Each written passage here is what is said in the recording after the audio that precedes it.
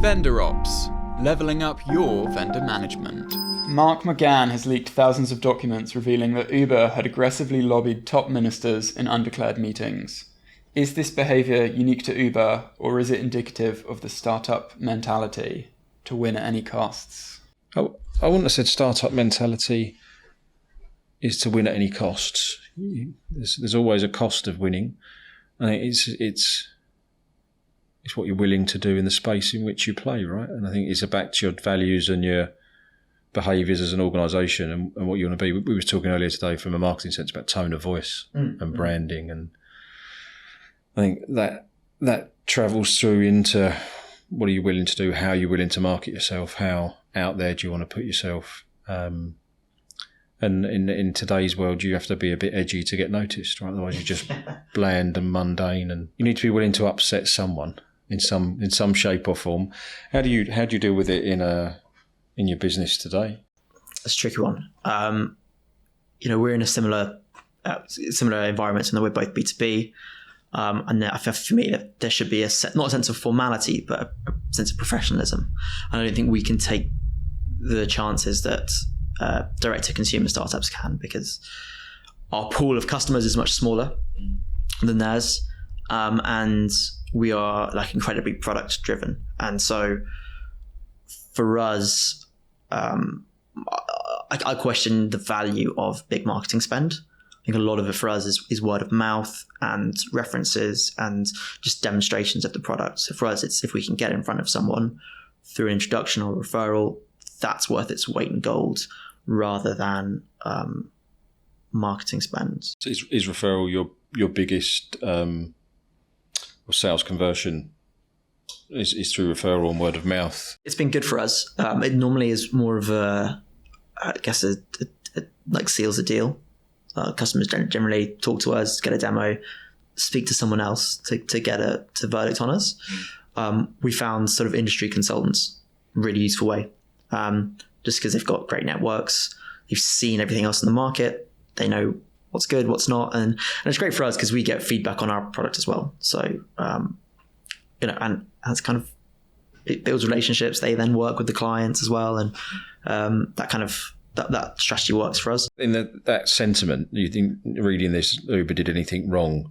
Uber had aggressively lobbied top ministers in undeclared meetings. Yeah, I think if anything's undeclared, that's a red flag for me. And it goes back to what we said earlier about you should be upholding the spirit of the rules as well as just the lines. I think it's an interesting one. The phrase "win at all costs." I think for us, it's probably survive at all costs. We're not at that stage yet. It's we need to do what we can to survive, but obviously the challenges that we face being very difficult for us to break any rules. Yeah. We're not in a position where we could. I think it's more about what you said about conduct, isn't it? B2B conduct needs to be seen to be at the right level of professionalism. Yeah. I read this statement and at face value, I don't think Uber have done anything wrong per se to aggressively lobby. That's sales, right? So you expect your guys to be aggressively selling your product all the time, right? In the right spirit of the manner, in the right term of aggressive, not actually aggressive, just doing it with sort of dedication and a bit of drive, right? Yeah. Undeclared meetings, that's a minister's problem. Maybe. I see what you're saying, and that Uber did nothing wrong. It was the ministers that should have. Yeah, so if you went and sold your product, your sales guys went and sold your product to a company, and they had a policy where they should declare any sales meeting they've got with the product, that wouldn't be your fault, would it? No, but I think if I think about what Uber's done, I think they have gone for sort of the land grab strategy. They've gone for the classic act first, ask for forgiveness, and lobby for forgiveness. And I think that is slightly different. Because it would almost be like if I sold a product that harmed people's health and I hadn't gone through the right approval processes to get my product approved, whatever it may be, and then to lobby the government to change that regulation once I'd been found out. That to me doesn't seem like a right way to go about doing things. Regulation is there to protect the customer. There are lots of customers that need regulation to help them make an informed decision. I think it sounds like you know more about this specific topic than I do, so I'm going to probe a little bit into that. So there's a lot of things in terms of, I used to deal with a lot of regulation, having both of us have got overlap in Barclays, right? So I used to deal with a lot of regulation in Barclays, and at the time it was when we was moving to mobile technologies. Mobile technologies predominantly, other than BlackBerry, which they cornered them, owned the market until they were disrupted by the iPhone. And what started happening then was consumer tech started to come in. So we would, and to use the word, we would lobby regulators because their policies were out of date against the tech that was being used, right? So they'd ask for things that had no equivalent in modern tech. So you could say, well, I can't really comply with your policy because that particular thing doesn't exist in new technology. Do you feel that was the way that Uber was taking this, or was they literally trying to say you need to change it and for the worst, rather than it needs to be modernised? I can't remember if this is completely correct, but from memory, what I read at one point is that whilst Boris Johnson was Mayor of London, he was refusing to bend TfL rules for Uber to let them operate in London. It was something like that. There was certain restrictions they had to comply with. Someone they lobbied had a big stake in a fund that was invested in Uber.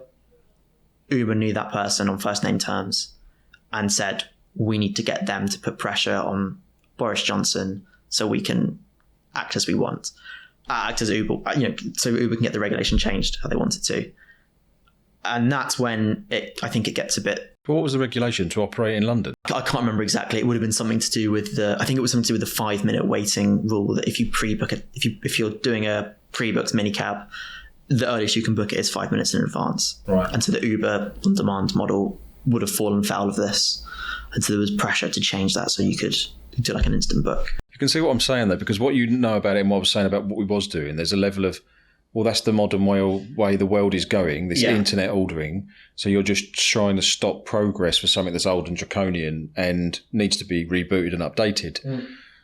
Right or wrong? You need to decide kind of thing. Yeah. It's a tough one. It is tough.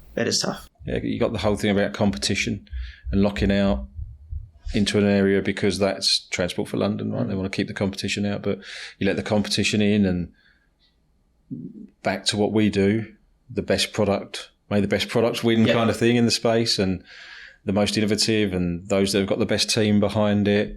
If you were locked out of something because of a regulation, you'd be a bit... We see it actually. So we see less so.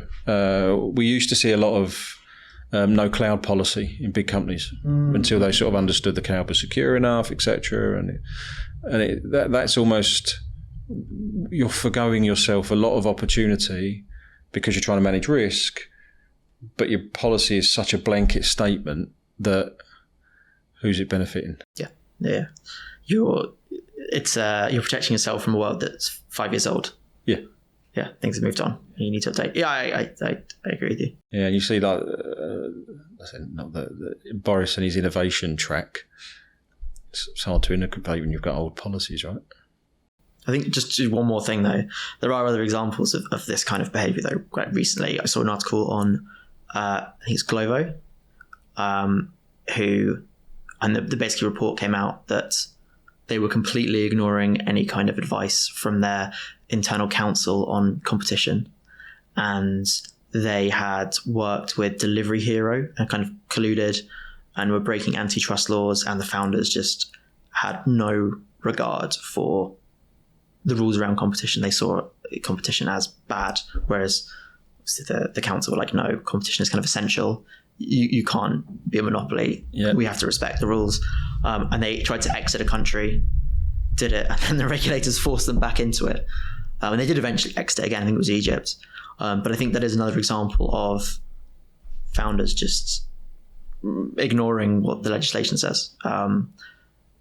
Whether it's across every founder, I don't know. But again, becoming a founder attracts a certain type of personality.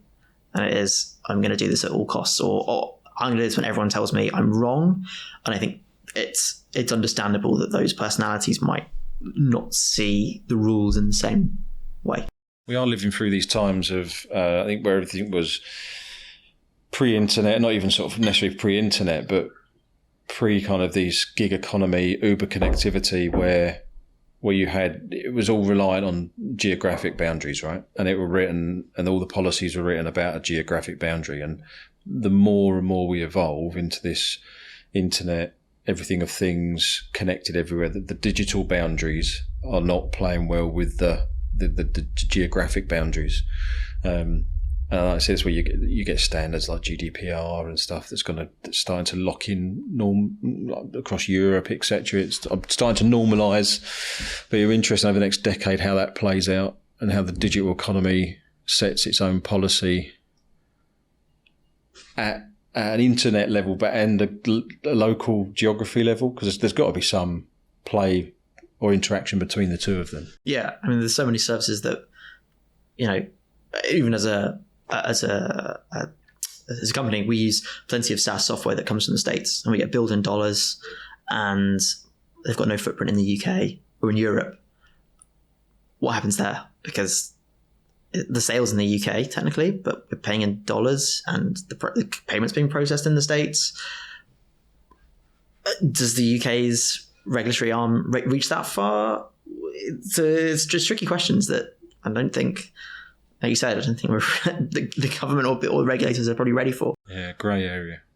Yeah, it takes me back to. Did you see the thing when Mark Zuckerberg met like the committee like a few years ago, and the questions they were asking around digital was like it was embarrassingly bad, and like just the internet and the way that the apps worked, and just sort of that epitomises. That's extreme, right? But that epitomises the difference in understanding and those setting the laws and the policies and regulating it. You almost need specialists from. And I know they do this as consulting, right? But you almost need those people to come in and set the policy. But then you've got that concept of back to this, which could be Fox watching Henhouse because it's in their interests. But you need someone who understands it to that degree to police it. Again, I don't know the answer to that. To keep up with the latest vendor ops news, subscribe here and follow us on LinkedIn and Twitter. Links in the description below.